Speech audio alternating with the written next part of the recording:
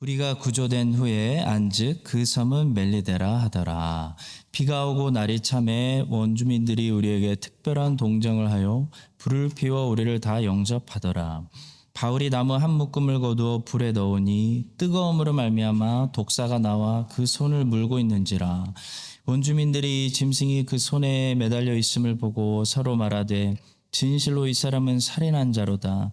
바다에서는 구조를 받았으나 공의가 그를 살지 못하게 함이로다 하더니 바울이 그 짐승을 불에 떨어버림에 조금도 상함이 없더라. 그들은 그가 붙든지 혹은 갑자기 쓰러져 죽을 줄로 기다렸다가 오래 기다려도 그에게 아무 이상이 없음을 보고 돌이켜 생각하여 말하되 그를 신이라 하더라. 이 섬에서 가장 높은 사람 보블리오라 하는 이가 그 근처에 토지가 있는지라. 그가 우리를 영접하여 사흘이나 친절히 머물게 하더니 보블리오의 부친이 열병과 이질에 걸려 누워 있거늘 바울이 들어가서 기도하고 그에게 안수하여 낫게 하매 이러므로 섬 가운데 다른 병든 사람들이 와서 고침을 받고 후한 예로 우리를 대접하고 떠날 때에 우리 쓸 것을 배에 실었더라. 아멘. 한 달 만에 다시 사도행전으로 우리가 돌아왔습니다. 이제 드디어 사도행전의 마지막 장인 28장에 들어왔는데요. 오늘은 멜리데 섬에서 사도 바울이라는 제목으로 말씀을 전하겠습니다. 사도 바울과 275명을 태운 배가 그레데라는 섬에 있는 항구 도시 미항에서 베닉스로 가다가 지중해 바다에서 난파됐습니다. 그러다가 하나님의 섭리로 이 배가 멜리데라는 섬에 도착하게 되는데요. 배는 완전히 부서졌지만 하나님의 약속대로 죽은 사람은 한 사람도 없었습니다. 276명 전원이 구조되었습니다. 멜리데라는 섬에 도착해서 불을 쬐고 있다가 바울이 독사에게 물리게 되는 오늘 본문의 이야기를 통해서 우리는 총 4가지 말씀을 오늘 묵상할 것입니다. 첫 번째로 고난과 시련을 통해서만 복음이 들어갈 수 있는 영역이 있다는 사실을 보게 됩니다. 오늘 본문을 통해서 바울이 폭풍과 조난이 아니었으면 절대로 갈 수 없었을 원주민들이 살고 있는 멜리데라는 섬으로 들어오게 되는 것을 보게 됩니다. 지도로 보시겠습니다. 이 섬은 지중해에서 가장 멀리 떨어져 있는 고립된 섬으로서 길이가 32km, 넓이는 19km 정도 되는 섬이라고 합니다. 시칠리아와 아프리카 사이에 있던 이 섬은 시칠리아에서도 무려 96km나 떨어져 있는 섬입니다. 이 섬에 원주민들이 살고 있었다는 거, 그만큼 이 섬이 들어가고 나오고 하는 것이 참 어려운 그런 고립된 지역이었다는 것을 보여줍니다. 자, 바울은 저 지역까지 어떤 과정을 타고 들어왔냐면 폭풍을 타고 들어갔습니다. 조난을 타고 들어온 것입니다. 그리고 들어와서도 어떤 방법을 통해서 복음이 들어갈 수 있도록 문이 열리냐면 뱀에 물리는 고통을 통해서 복음의 문을 열었습니다. 자, 성도 여러분, 우리는 다양한 장소에서 복음을 전하게 될 것인데요. 어떤 장소는 하나님이 드로아처럼 이미 문을 활짝 열어놓으신 그런 장소도 있습니다. 그런 장소는 가서 순종으로 가서 거두기만 하면 돼요. 수확하기만 되면 하면 되는 그런 장소가 있습니다. 근데 어떤 장소는 고린도처럼 눈물로 씨앗을 뿌려야 하는 장소도 있습니다. 근데 또 어떤 장소가 있냐면 빌립보처럼 여기 멜리데처럼 고난이 아니면 아예 들어갈 수 없는 장소도 있다는 거죠. 폭풍을 타야지만 들어갈 수 있는, 매질을 당해야지만 들어갈 수 있는, 배가 조난을 당해야지만 들어갈 수 있는, 그래야 복음이 들어갈 수 있는 빌립보 감옥, 멜리데 섬이라는 장소가 우리 앞에 있다는 사실이에요.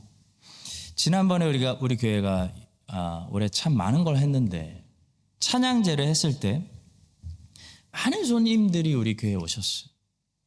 자, 우리가 얼마나 감사하고 기뻐했습니까? 근데 찬양제 같이 은혜롭고 기쁨의 문만 있는 것이 아니라는 거예요.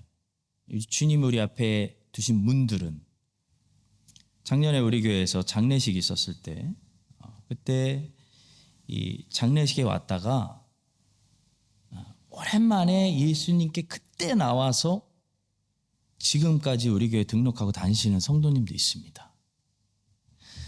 성도 여러분, 찬양제는 말하자면 기쁨의 문이에요. 기쁨의 문. 근데 장례식은 고난의 문이에요. 복음은 기쁨의 문을 통해서도 들어가는데 복음은 고난의 문을 통해서도 들어갑니다.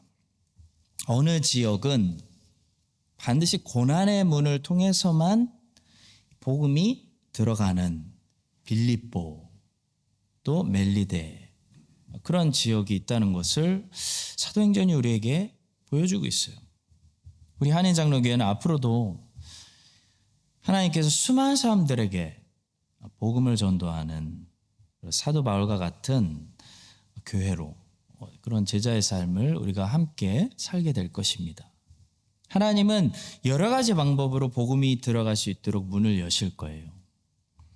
우리는 앞으로 여러 가지 문들을 들어가면서 복음을 전하게 될 것입니다. 그런데 성도 여러분, 기억합시다.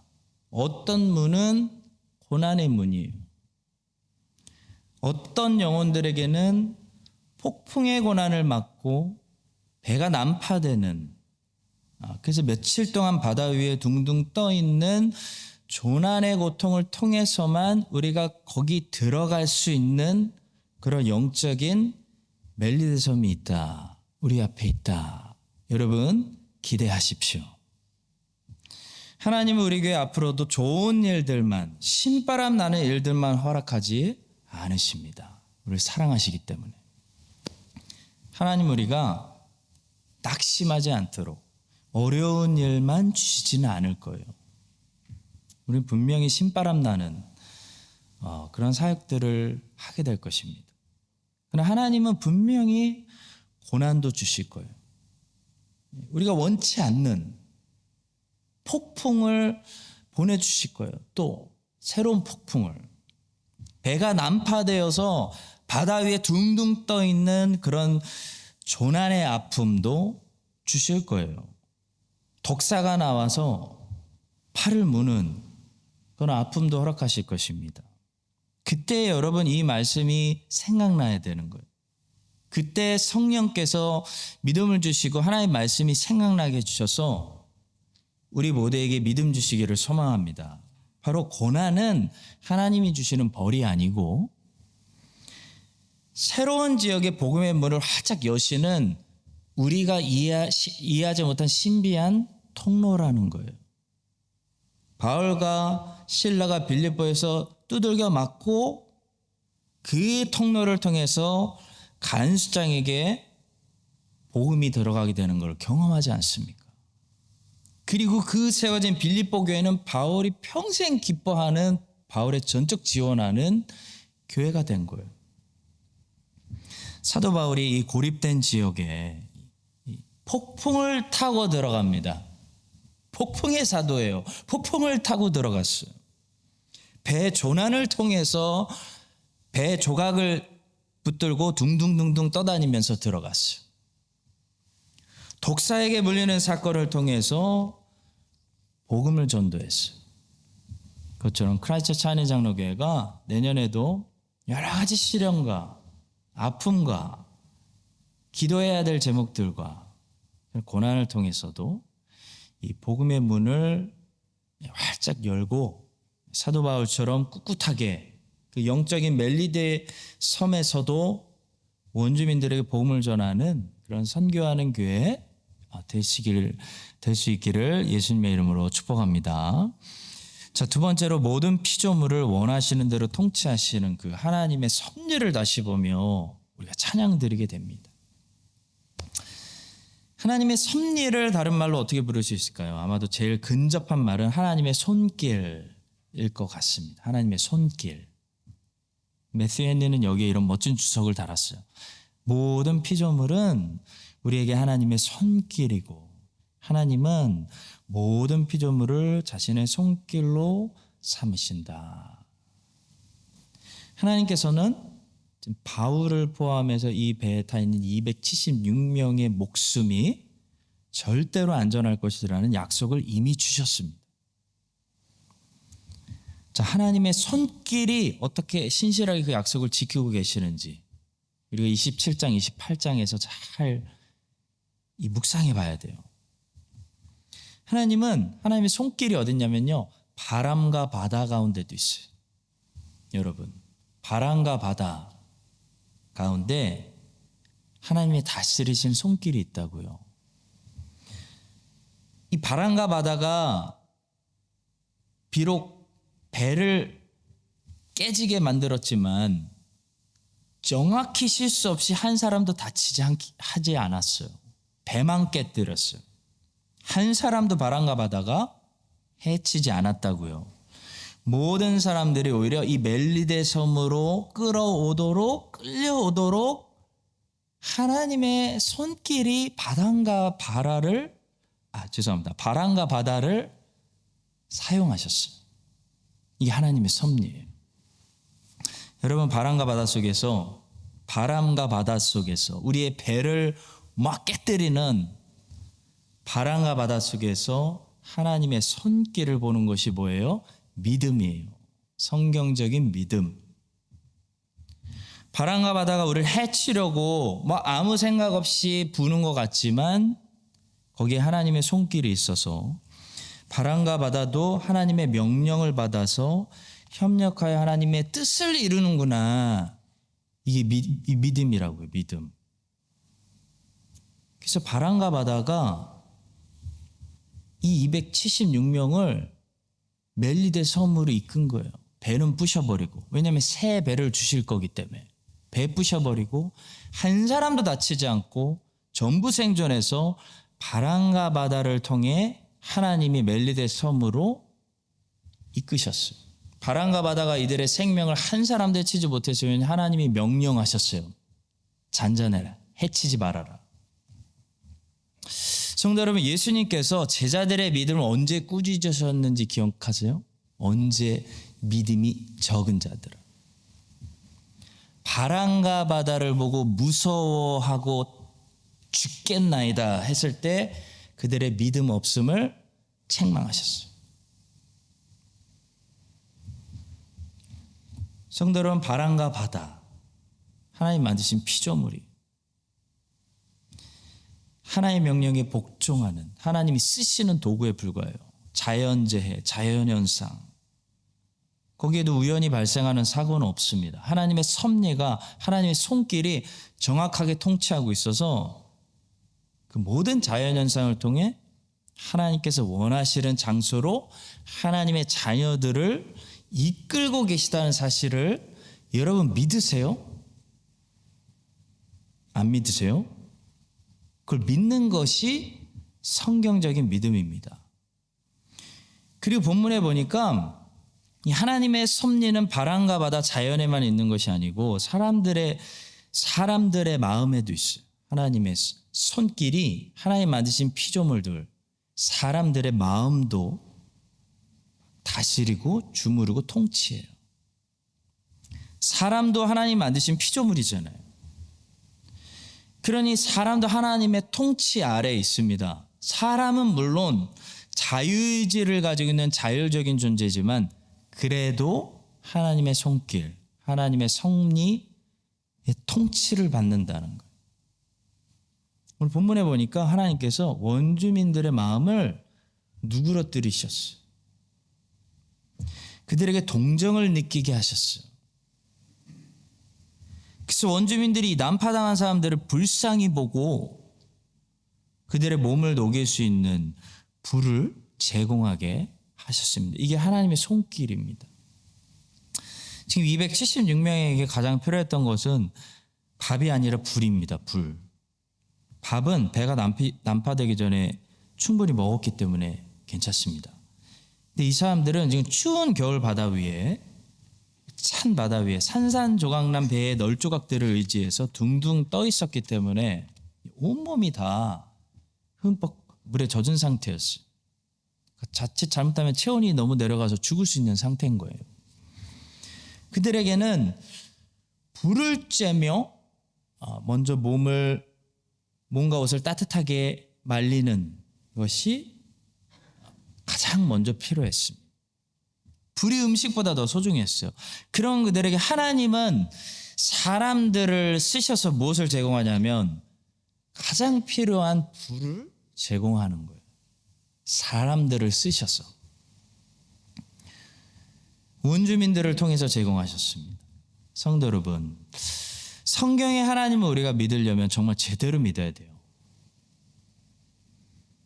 성경의 하나님은 바람과 바다도 다스리시고 꾸짖었더니 바람과 바다가 잔잔해졌어요.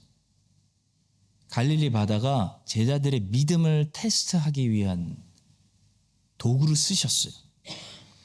그리고 예수님은 제자들의 믿음 적음을 그 자리에서 책망하십니다. 왜 의심했느냐? 믿음이 적은 자들아. 창세기 안 읽어봤니? 말로 물을 바다를 창조하신 하나님, 아직도 내가 그 하나님인 거 모르겠어? 믿음이 적은 자들아. 책망하셨어요. 성경의 하나님은 바람과 바다를 말씀으로 창조하신 분이에요. 크라이스처치와 뉴질랜드에 있는 모든 이 자연들 말씀으로 창조하셨어요. 그 얘기는 하나님이 지금도 이거를 다 통치하고 계시다는 거예요. 명령하고 계시다는 거예요. 지탱하고 계시다는 거예요. 하나님이 자연재해와 화산 폭발과 온난화와 미세먼지와 지진과 쓰나미 모든 것들을 명령하시고 통치하셔서 자기가 원하시는 대로 자기가 계획하신 역사대로 자기 백성들을 하나님의 뜻대로 선하신 뜻대로 끌고 가시고 인도하신다는 거예요. 여러분 그런 하나님을 믿으시기 바랍니다. 바람과 바다에서 하나님의 섭리와 손길을 볼 수 있는 믿음을 가지시길 바라요. 또 하나님은 사람들도 사용해서 통치하세요. 그 자율적인 존재들, 거기다가 부패한 존재들, 하나님을 거부하는 존재들까지 하나님은 실수 없이 통치하세요. 그래서 우리를 하나님의 뜻이 있는 곳으로 사람들을 사용해서 또 끌고 가세요. 인도하세요. 사사기에 보면 그걸 알 수 있죠. 하나님이 자꾸 이스라엘 주변 국가들을 강하게 만드세요. 이스라엘을 시기하고 질투하게 만드세요. 이스라엘을 약탈하게 만드세요. 그래서 이스라엘을 징계하시면서 책망하시면서 하나님이 원하시는 하나님께 돌아오는 방향으로 끌고 가시는 거예요. 인도하시는 거예요. 미디안은 도구에 불과해요. 또 성경에 보니까 하나님은 에서의 마음을 누그러뜨리게도 하시고 바로의 마음을 강팍하기도 하시고 바로를 통해서 영광을 받으시려고 강팍하기도 하시고 페르시아 고레스의 마음을 감동시키셨어. 페르시아가 자기네 재정으로 이스라엘을 막 다 좋은 거 다 주게 만드세요. 하나님의 자녀들에게 이 사람들이 은혜를 베풀기도 하고 보호를 하기도 하고 자비를 베풀기도 하게 만드세요. 성도 여러분, 하나님은 사람들을 통치해서 우리를 각성하게도 만드시고 우리에게 위로와 우리에게 꼭 필요한 불을 공급하기도 하시고 위로도 주시고 축복도 베푸시고 우리를 인도하시는 하나님이라는 사실입니다. 이런 하나님을 믿는 믿음이 있는 사람은 사람들이 갑자기 다 내 원수가 됐어. 갑자기 다 원수가 돼서 일어났을 때 뭐부터 생각할까요? 저 사람들이 갑자기 왜 저럴까? 이것부터 생각 안 해요. 하나님이 왜 저 사람들을 갑자기 다 내 원수로 일으키셨을까 생각해요.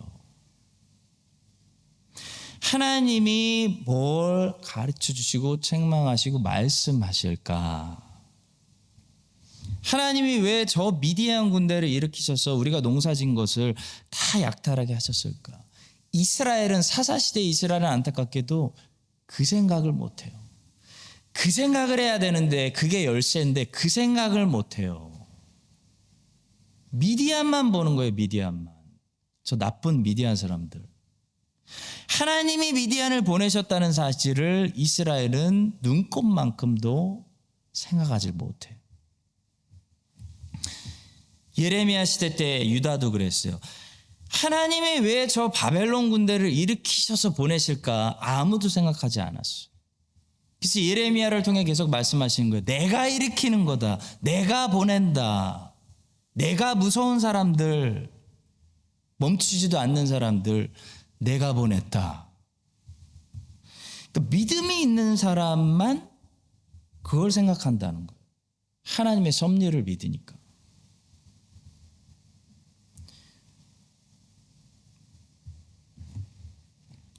자, 하나님이 모든 자연과 피조물과 사람들까지도 통치하시기 때문에 하나님이 나를 기뻐하시면, 나를 긍휼히 여기시면 저들의 마음을 움직이셔서 저들로 하여금 나를 불쌍히 보게 하실 거야.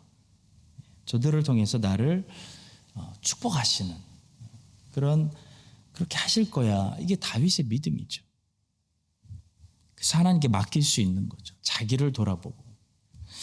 성도 여러분, 바람과 바다를 통해서 276명을 멜리데섬으로 안전하게 인도하시고 원주민들을 통해서 그들에게 제일 적절한 시간에 가장 적절한 불을 공급하시는 이 하나님의 손길, 하나님의 섭리를 봐야 돼요. 믿음이 있는 자들만 보는 거예요. 그래서 주변에 일어나는 모든 일들을 하나님의 섭리를 통해서 우리가 해석하고 주변에 일어나는 모든 일들을 통해 하나님의 마음을 먼저 읽으려고 해야 돼요. 하나님이 주시는 메시지를 들을 수 있어야 돼요. 그럼 하나님이 주시는 메시지를 깨달을 수 있는 그런 믿음의 사람들 되시기를 예수님의 이름으로 간절히 축원합니다. 자, 세 번째로 원주민들은 따뜻한 마음을 가지고는 있었지만 잘못된 해석을 내놓았다는 사실을 보게 됩니다. 원주민들은 참 순진하고 착하고 따뜻한 사람들이었는데요. 그릇된 진리를 믿고 있었습니다. 그들의 잘못된 종교심은 어떤 안 좋은 일이 일어났을 때 무조건 그것은 신이 내린 벌이다라는 결론을 내리고 있었습니다. 이게 종교의 영입니다. 보면 4절을 보시겠습니다. 원주민들이 이 짐승이 그 손에 매달려 있음을 보고 서로 말하되 진실로 이 사람은 살인한 자로다. 바다에서는 구조를 받았으나 공의가 그를 살지 못하게 함이로다 하더니. 이것이 종교의 영입니다. 종교는 어떤 잘못된 일이 일어났을 때 그것을 무조건 하나님의 벌이라고 생각합니다. 왜 그러냐면 반대로 종교는 선한 일이 일어나면 그 보상이라고 생각해요. 내가 선한 일이 일어날 만한 어떤 마땅한 행위를 했기 때문이라고 말하는 거예요. 행위. 이게 종교의 영이에요. 그렇기 때문에 잘못된 일이 일어나면 어떻게 생각하냐면 내가 죄를 지었기 때문이라고 말합니다. 이 종교의 영에 사로잡힌 사람들의 이교도들의 생각이에요. 근데 기독교는 고난을 다르게 해석합니다. 자, 기독교도 물론 선한 것을 뿌리면 선한 것을 얻고 악한 것을 뿌리면 악한 열매를 얻는다는 인과응보를 말하기도 하지만 그것이 전부라고 말하진 않아요. 그러니까 인과응보를 부인하는 게 아니라 기독교는 전부라고 해석하지 않는다는 거예요. 전부라고. 인과응보를 기독교는 무시하지 않습니다. 여러분, 인과응보대로 받아요. 인생은 뿌린 대로 거둬요. 잠언의 말씀이에요. 근데 성경은 잠언만 있는 게 아니에요. 욥기도 있고요. 전도서도 있어요. 그게 전부는 아니라는 거예요. 그래서 잠언 같은 성경은 젊은이들에게 가르쳐요. 야, 네가 뿌린 대로 거둬, 인생은. 우리가 뿌린 대로 거둔다는 진리, 인과응보를 말합니다. 근데 전도서 같은 성경을 보시면요. 살아보니까 그게 다는 아니라는 거예요. 선한 것을 뿌렸는데도 고난을 거둘 수가 있어요. 악한 것을 뿌렸는데 이 땅에 사는 동안에는 형통할 수 있다고 말해요.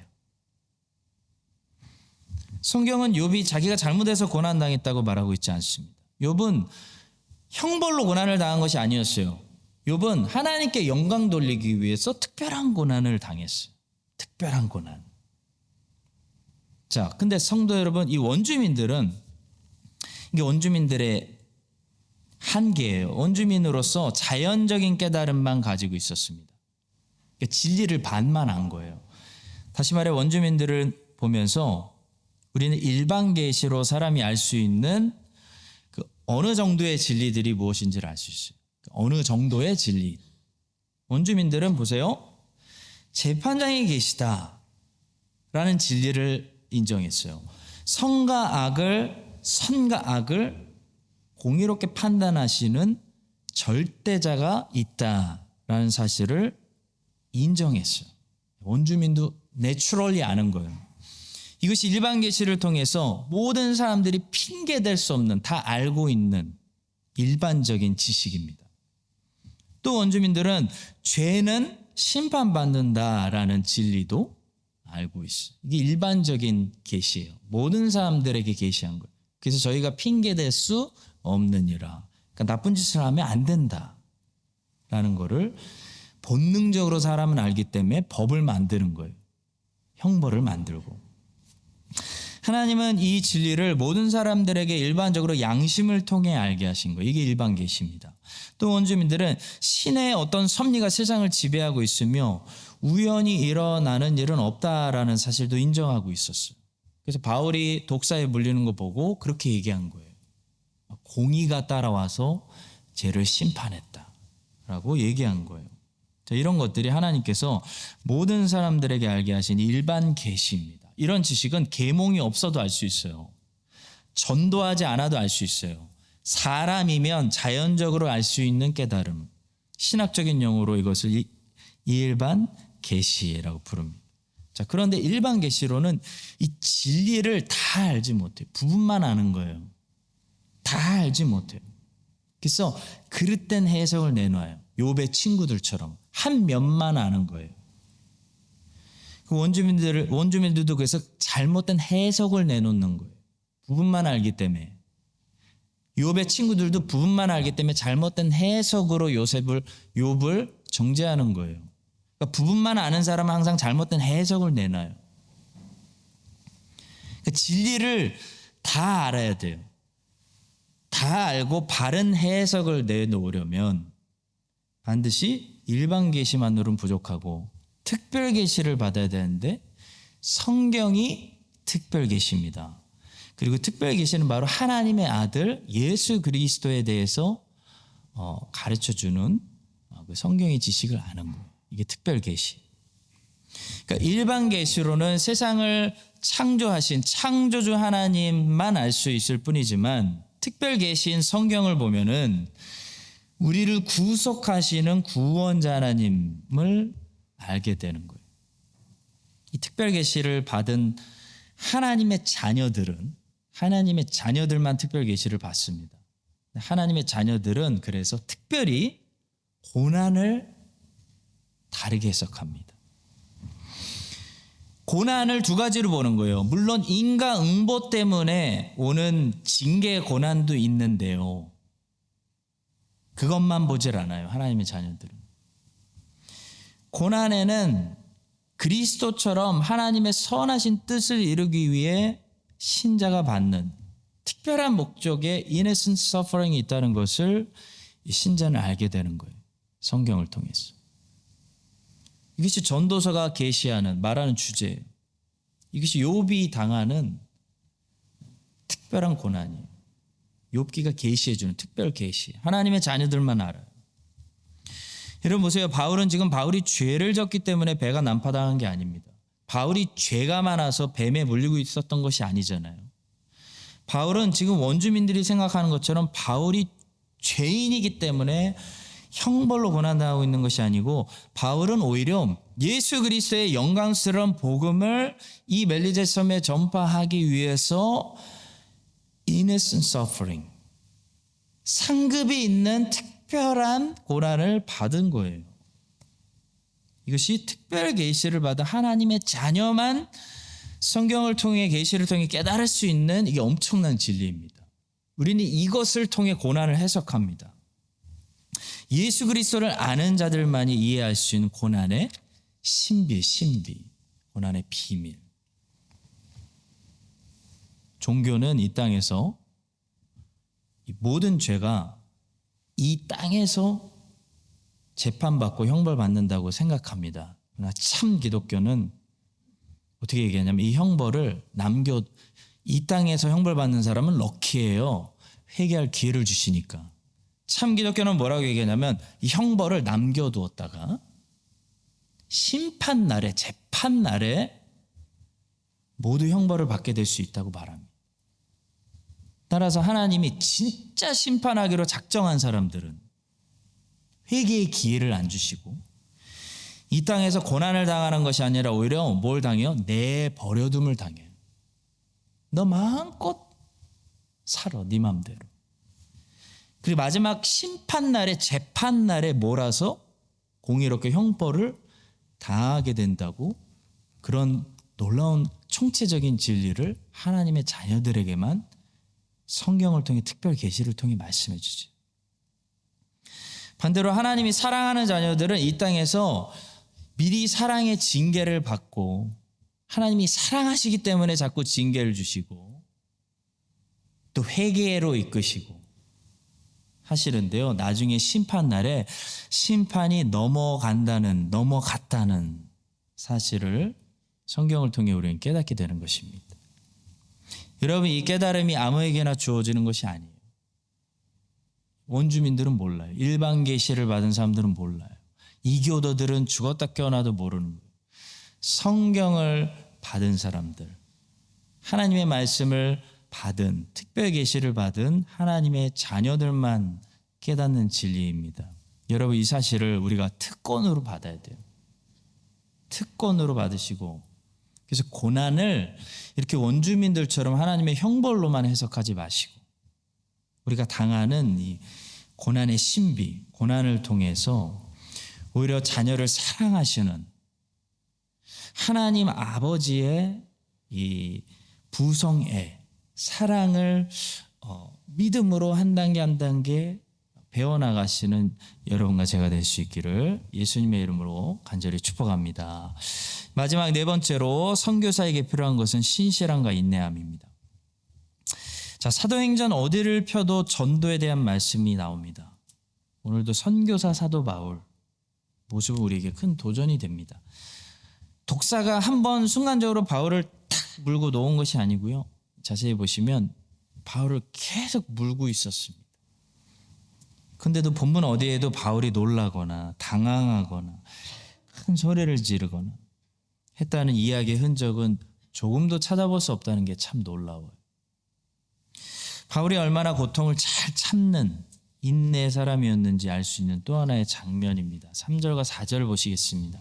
바울이 나무 한 묶음을 거두 불에 넣으니 뜨거움으로 말미암아 독사가 나와 그 손을 물고 있는지라. 원주민들이 이 짐승이 그 손에 매달려 있음을 보고라고 했습니다. 계속 물고 있는 거예요, 바울을. 여러분, 독사만 바울을 물지 않았어요. 바울의 인생을 보면 계속 바울을 물고 있는 유대인들이 있었고요, 유대주의자들 있었고요, 로마 사람들이 있었고, 계속 물고 바울이 죽을 때까지 독을 쏘는 그 독사들이 바울은 많았어요. 예수님의 삶 보세요. 사복음서 다시 읽어보세요. 산헤드린, 나사렛 사람들, 헤롯, 예수님을 탁 물고 계속 죽이려고 독을 쏘는 사람들이 있었어요. 선교는 전략으로 하는 것이 아닙니다, 여러분. 선교는 인내로 하는 거예요. 인내, 순종, 인내. 복음은 전도자들의 에너지, 열정만으로 이루어지는 것이 아닙니다. 전도자들의 인내를 통해 하나님의 뜻이 성취되는 거예요. 놀라운 방법으로 성취되는 거예요. 뱀이 물고 늘어지고 있는데도 고통을 오래 참아내고 있는 모습, 바울의 모습이에요. 가해사라 감옥 2년 동안 갇혔어요. 2년. 여러분 2년 갇혀보세요. 한번. 짧은 시간인지. 2년 갇혀서 고통당했어요. 고통을 오래 참아내는, 계속 물고 있는데 2년 동안 바울을 죽이려고 모략하고 물고 있는데 고통을 참아내는 바울. 유대인들이 바울을 잡아서 죽이려고 했던 게 하루 이틀이 아닙니다. 10년, 20년, 30년이었어요. 그 물고 늘어지는 고통을 인내로 참아냈던 그 바울의 인내, 이 인내를 통해서 여러분 사도행전에서 무슨 결론을 보게 돼요? 온 세상이 복음화됐어요. 복음이 전도되고 예수 그리스도의 영광스러운 교회들이 쫙 세워지게 됐어요. 선교지에서 우리 선교사님들, 아이고 선교사님들 독사가 물고 복음을 전도하지 못하도록 계속 방해하는 여러 가지 육체적인, 정신적인, 영적인 싸움, 그 고통을 계속 물리고 있는데도 그 고통을 받아내면서 1년, 2년, 5년, 10년 지났을 때 놀랍게 여러분 한 영혼, 한 영혼, 한 영혼, 한 교회, 한 마을 복음의 결실이 열리게 되는 것을 우리가 보게 돼요. 목회도 마찬가지.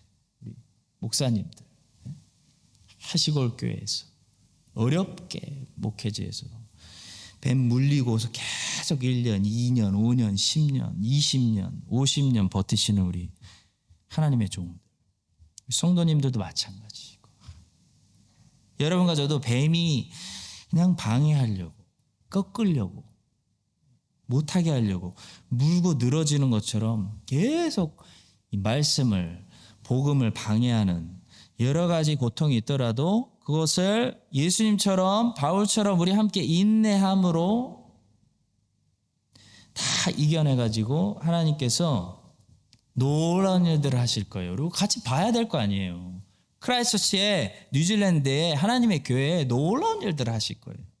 하나님의 백성이 흥황하고 하나님의 막 일꾼들이 쏟아져 나오는 그런 놀라운 거 우리 봐야죠.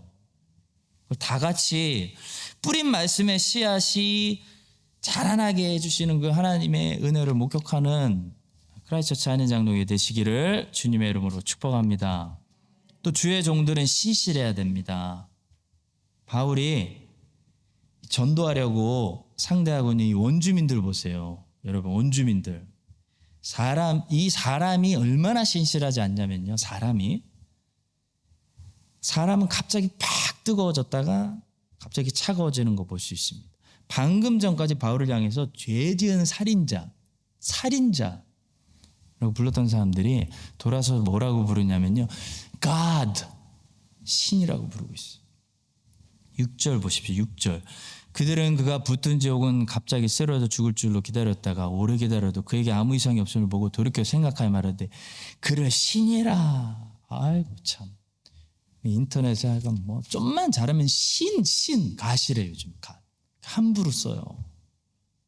저 어렸을 때 안 그랬는데 막 스포츠 스타도 연예인도 자꾸 가시래. 말세. 그리고서 그 다음날 막 돌길질 하는 거죠. 가시라고 불렀다가 좀만 못하면 막. 사람이 그렇습니다 여러분. 사람이 그런 거예요. 1차 전도여행 때 루스트라에서 이런 변덕이 심한 사람들 바울은 이미 경험했어요. 바울과 바나바가 루스트라 처음 들어갔을 때 안진뱅이를 일으켰거든요. 그랬더니 루스트라 사람들 몰려가지고 바울과 바나바를 그리스의 신들이 오셨다고, 신들이 왔다 그래가지고 God 막 제사 드리려고 했어요. 겨우 말렸죠. 옷 찢고. 근데 바로 그 루스트라에서 바울이 어떻게 되면 돌 맞아서 죽었다가 살아났어. 신이라고 불렀던 사람들이 돌로 쳐 죽인 거예요, 여러분. 이게 미디어잖아요. 이게 세상이에요. 여러분, 사람이 얼마나 변덕스러운데, 사람이. 모세도 이스라엘 사람들이 모세 만세 하다가 출애굽할 때만 해도 만세 했겠죠. 근데 광야 딱 나오니까 돌로 쳐 죽이려고 그랬어요. 모세 죽이자. 예수님, 아이고, 호산나, 호산나. 며칠 만에 여러분 십자가에 못 박으소서, 십자가에 못 박으소서로 바뀌었잖아요. 복음 전도자는요, 자기가 상대하는 군중들, 무리들, 사람들에게 자기를 의탁하면 안 됩니다. 명심하십시오. 사역하시는 모든 우리 성도님들, 귀한 사역자 우리 성도님들, 우리 크라이스트 하는 장로교회 성도는 다 사역자예요. 너무 귀해요. 우리 주님은 사람들을 아시는 거로 사람들이 아무리 우리 주님 좋다고 해도 그들에게 주님을 의탁하지 않으셨다고 말해요. 사랑하는 성도 여러분, 복음 전도자는 복음을 전하라고 명령하시는 주님을 보면서 사역을 꿋꿋하게 하는 것이지 반응 보고 하는 거 아니에요. 반응 보고 하는 거 아니에요. 요즘 반응 좋네? 나도 좀 해볼까? 그거 아니라는 거예요. 반응 보고 하는 사꾼은 반응 썰렁하고 차가우면 안 해요. 주님을 보고 복음을 전하는 일꾼, 바울 같은 일꾼은요, 자기에게 돌을 던지는 루스드라 사람들에게 또 들어가서 복음 전하는 거예요. 또 들어가서. 주님 보니까 또 들어가는 거예요. 주님을 바라봐야 우리는 신실할 수가 있습니다. 주님을 바라봐야 잘 될 때나 잘 안 될 때나 신실하게 순종할 수 있는 것이지, 반응을 바라보고 사람들의 열광을 바라보면요, 잘 될 때는 누구나 다 하죠. 그러다 안 되기 시작하면 어떻게 해요? 다 썰물처럼 빠지는 거예요. 안 하겠다고. 여러분, 이 사실을 기억하시고 교회가 잘 될 때만 밀물처럼 몰려와가지고 순종하려고 하지 마시고, 교회가 안 될 때도 썰물처럼 순종하는 사람들 싹 빠져나가도 여러분들은 주님의 예수 그리스도의 명령에 집중하셔서 예수 그리스도의 명령에 어느 환경에서나 어느 교회에서나 어느 시즌에서나 신실하게 순종하시기를 바랍니다. 우리 주님의 칭찬이 뭐였죠? 잘하였도다 착하고 충성된 종아예요. 우리 주님이 칭찬하시는 부분은 우리의 신실함이라는 사실을 기억하시기를 예수 그리스도의 이름으로 간절히 축원합니다.